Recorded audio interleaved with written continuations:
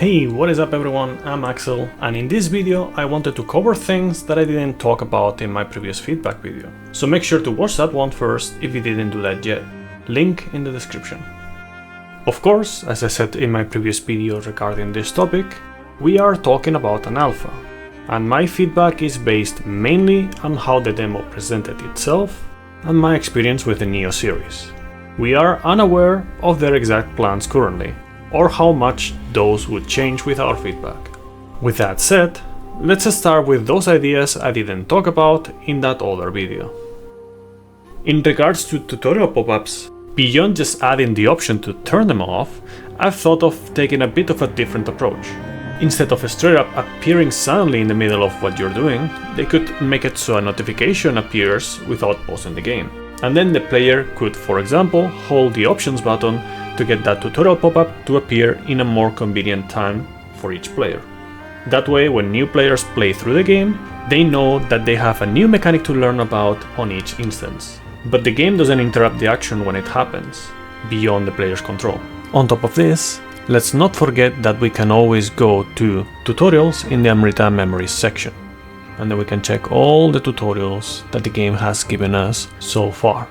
In regards to style switching, I think it could be a good idea to add a skill to Samurai, where whenever you switch from Ninja style to Samurai style, you get the opportunity to key pulse, and then flags if you so desire, provided, of course, your key is not full already. This would give the player more incentives to use both styles, and make the most out of the style switch mechanic, beyond just switching on certain key moments, like when doing a burst break, or burst counter in Nioh 2 terms. Shoutouts to a bot, by the way, for this idea. I didn't think about it on my own, and I'm kind of thinking like, why didn't I think about it? Because it just seems like it would flow so well on the combat, definitely adding an extra layer of interaction between the two. So definitely a really good idea. So thanks a bot for that. Now, I slightly regret not talking about this in the previous video, because I knew about it, but I just didn't remember. You see, in Nioh 3, whenever you down an enemy so they become grappable, if you're in the middle of a combo and you go for a skill, let's just say Morning Moon with the sword, you won't actually execute that skill, and you would get a grapple instead. This isn't necessarily a bad thing for everyone, but it does come with the cost of having less freedom with your moves before you decide to grapple. In Nioh 2, as long as the enemy was still grappable, you could do any kind of combo with the skills, and then key pulse to reset said combo, to then press triangle to grapple, which of course gives more potential for optimizing your damage. In order to address this, they could implement an option to prioritize either the grapple or the skills in the middle of a combo, so we can go both ways depending on the player's preference. If they would prefer to prioritize the grapple, they would turn this option on and they would not have to worry about missing the grapple. If, on the other hand, they would prefer to try to optimize a bit more their damage and extend their combos more, then they could disable this, and then they would have to key pulse or reset their combo to get that. This way, everyone benefits from this option. Besides this, as a small thing as it might appear, there is one extra mechanic that I'm missing in this alpha compared to Nioh 2, which is getting a grapple when you trigger Yokai Shift, or Living Artifact in Nioh 3. In this alpha, you can't do this at all. Now, same with the previous topic regarding the grapples, this isn't necessarily a bad thing, which is why I also propose an option to have the player either auto-grapple when activating a Living Artifact near a downed enemy, or to not do so. With this, yet again, depending on the player's preference, they could customize their experience. While I will admit I might have forgotten about co-op being a thing in these games every now and then, since most of the time that I play them I am doing challenges and speedruns, there is one piece of feedback I've read about concerning co-op and I totally agree with. Seamless co-op. I haven't done much co-op in these games, but when I did, I definitely thought it could have been a much smoother experience. Hell, you can't even beat the entirety of Nioh 2 co-op, no matter how much you want to. Hey William, how's that flowing shadow going?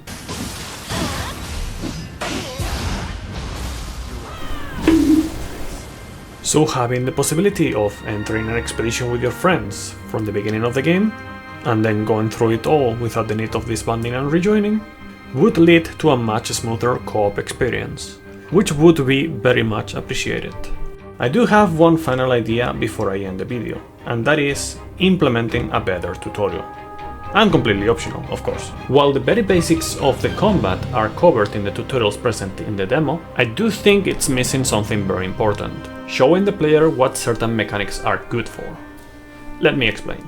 While in Nioh 2, for example, you have tutorials showing you how to key pulse and how to manage stances, they don't really show you why it is a good thing to utilize each one, or what they are supposed to be used for. Therefore, in Nioh 3, I suggest implementing a tutorial that shows you not only how to get those skills and use them, but also show you how good high stance is when facing guarding opponents, for example. So you could have an enemy where you start on mid stance and then that enemy starts blocking, and you can't seem to be capable of getting past that defense. So then, the game shows you how to switch to high stance and how you're going to be able to continue your combos with enough power to break the enemy's guard. Nice! Now you know how strong high stance can be in this situation. Now after this, they could spawn a fast moving enemy that just keeps dodging, but doesn't have much HP, something like a Kappa. Issue is, it's very hard to hit. So now low stance mobility and fast hits come into play, and now you're hitting the enemy that kept dodging all the time because it can't keep up with your attack speed on low stance. Of course, things like hit damaging attacks, arts proficiency, dodging on low stance or high stance and their benefits can also be implemented this way. But here's the kicker. They can also teach you how to flux and, more importantly, why it is so good. Put the player in a situation where they have to recover their key through key pulsing and then fluxing in order to recover their key. Maybe normal key recovery speed beyond 20% key is disabled, or something like that. And then you have to get it back to 100%. That way, in order to complete the tutorial, you will have to learn how to flux. And by doing so, you would see the advantage of fluxing. And if they want to reinforce this, they could also bring back the regular key recovery, but in a dark realm. So your key recovery will not be completely halted, but you would still see the big difference that fluxing makes. Of course, this would be an advanced tutorial, which I would argue makes a lot more sense than the dojos we have in Nioh 1 and 2 to unlock more skills. Though I still consider that this should be optional, and in order to gain more skills, you should only be limited by the actual game progression and challenges to obtain them, such as the fights against the dojo masters in Nioh 1 and 2 to attain mystical arts.